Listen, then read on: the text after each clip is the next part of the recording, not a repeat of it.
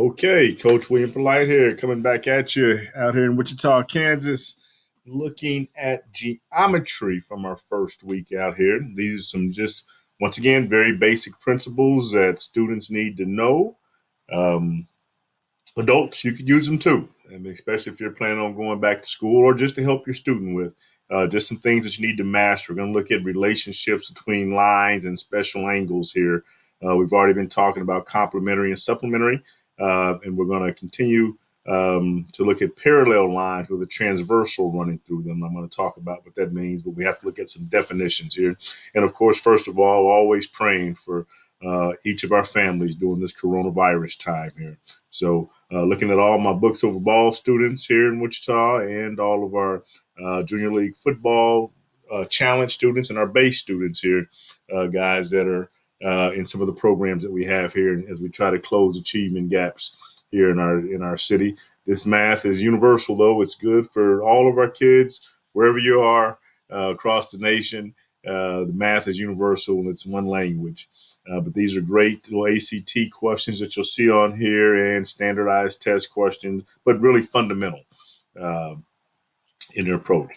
The first thing I want to do is to go down to our definitions. And once again, this is the stuff from week one. We're actually about to start week two, so I'm a little late getting on this, but I'm trying to learn the technology. This first section here is stuff that we looked at before in the eighth grade package. Like I say, this stuff repeats itself. If I have these two angles, they form a linear pair. How do I solve that?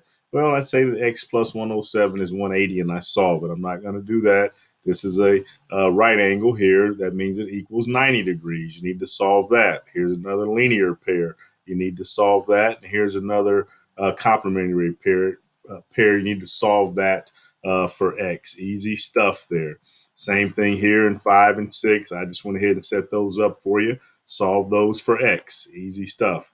Here's a couple of word problems. Puts a little bit of rigor, but not much in it. Where we're looking at if the measure of a complement is 3 times the measure of an angle. Well, if the one angle is x, 3 times that would be 3x. And if they're complementary, then it's equal to 90. You need to solve it. Same thing over here. If one is 4x and one is 1/4 of that, that would just be x. And since they're supplementary, that would be 180. Okay, solve that. Parents, students, solve it together. Give you something to do today here. And then 3 and 4, it's just like number 1 and 2 there. I'll let you put the your own equations together there. Okay. And guys, these you can always download these packets at usd259.org. These packets are on our website here in Wichita. Now we're looking at some special situations here, looking at what we call corresponding angles.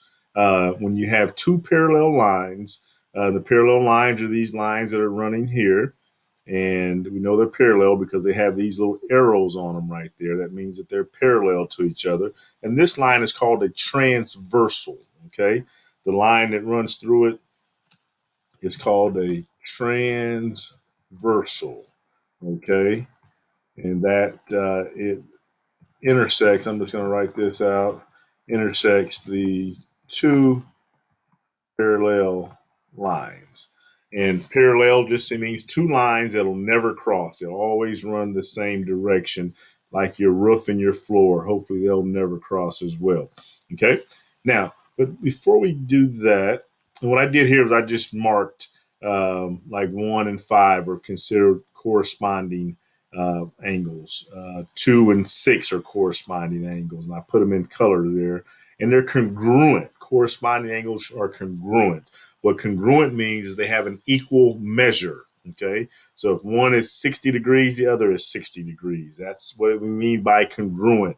We use the term congruent, and we use this little symbol here in geometry. And I can't draw it good, so I'll just have to use the word congruent, but that's a congruent symbol right there. Okay. That means you could say angle 1 is congruent to angle in this case, angle 5, but you could use that symbol there. I can't draw it, so I just had to paste it right there so you can see what it means. As you look at the answers, you'll see those as well. As we go down here to some definitions, And they kind of didn't put this in order because you need these definitions to do the problems above them. And all the answers are right here in the geometry package as well. So you can go and take a look at those as well. But I'll try to do them on your own, of course, and then see if you got the right answer. And this is important here as we look at these different definitions here. Okay. One is complementary angles. We already talked about that. The two angles must equal 90 degrees when you add them together. Supplementary, two angles must equal 180 degrees if I add them together. And then a linear pair. They form a straight line with their bases of there's an angle X, here's an angle Y. Together, they form what this is called. This is called a linear pair, and they are supplementary. They form a line and it adds to 180 degrees, okay? And then vertical angles here. We talked about that in our 8th grade package there. See the stuff, it comes back over and over again. Master it. So when you see it in high school or you see it later on in college algebra, that you know what a linear pair is, you know what vertical angles are. And don't let anyone tell you that memorization is not important. Some of this stuff you just have to remember and you have to study it, and just good hardcore studying, no tricks to it. Vertical angles are two angles that are across from each other. They are congruent. Remember, so they have the same measure if they're across from each other with two intersecting lines like this. Corresponding angles, that's what we were looking at up front. So if I have these two parallel lines, see, it requires parallel lines that if they're on the same side here of this transversal and they correspond because they're in the same place in relationship to the parallel lines. So D corresponds to C. Okay. If I had an angle here and I put A, I wanted to put A there and I wanted to put B here, A and B would be corresponding angles because of where they sit. Okay. If I wanted to put angle E here and angle F, if I can get that to work there, and angle F here, E and F would be corresponding angles. So they sit at the same place in relationship to the parallel lines and the transversal. Okay. Those are corresponding angles, and corresponding angles are congruent. Okay. Same side interior angles. Okay.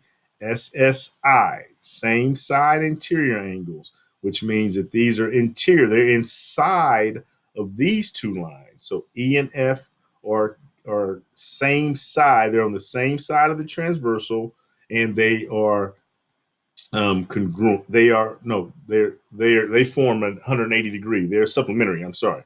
And if I wanted to mark the other two uh, interior angles, I could say if this is angle B, angle A, and this is angle B, those would be same side because they're on the same side of the transversal here.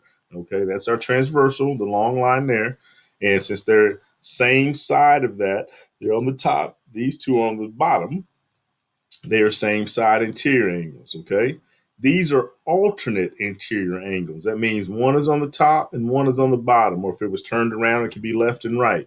But so G and H are, and they are congruent, okay? So alternate arterial angles, tongue twister there, those are congruent angles, okay? So we have to learn these. These are called theorems or postulates, and you have to learn those, okay? Because you'll have to use them over and over again. Take time to master. You got plenty of time to master this stuff. Take the time to learn it. You can do it. It's not hard. It's not hard. If you can remember your favorite song, you can remember this stuff, and then you'll learn how to use them in more rigorous problems. But right now, you still need to know how they work. Okay. So if I wanted to make another set of interior angles, alternate interior angles, I could say uh, I can make one E and I can make one F if I wanted to, if I can get my marker to work there. I could say that these are alternate interior angles, just like G and H are alternate interior angles, okay? And then these are same side exterior angles, okay? They're exterior because this is the interior here, just like we had these interior angles here, Okay, now we go outside of these two lines and we're in the exterior, so SSE. And so same side exterior angles are also complementary. Okay, I mean, no, supplementary, I'm sorry. Supplementary, as you see here, and they require these parallel lines to be parallel, but they're on the same side and they are outside of the transversals, not inside here. So I could mark two more. Let's call them A, and if I want to call this one B. Okay. So those are same side exterior angles as well because they're outside of the line. So A and B would be supplementary and I and J would be supplementary. And if we start thinking about our linear pairs, oh, I see something else going on there, but we'll wait for that when we get down to proofs. And then alternate exterior angles. Okay. So they're outside, they're not in here on the inside, they're outside and they're alternate. So one is below the line, the transversal, one is above the transversal. Okay.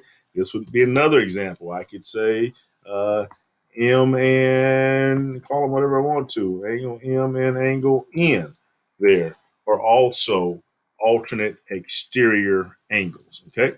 So take some time there and spend some time getting to understand these concepts here. Okay. I'm gonna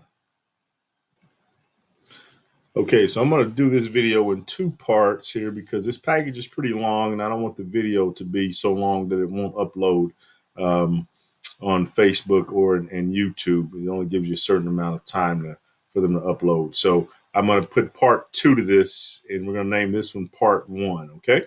All right.